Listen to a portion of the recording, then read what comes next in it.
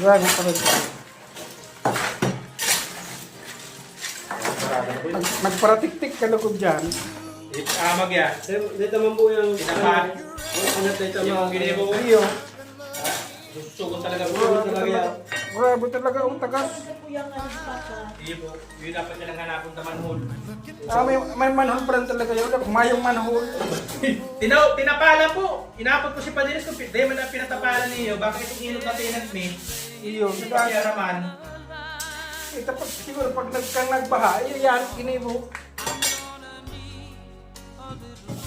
Hindi ako nga nasya na ako itong ano yan. Baklas ba ganyan, tanggal. Tapos, pag nag-ano niya, makapunin naman.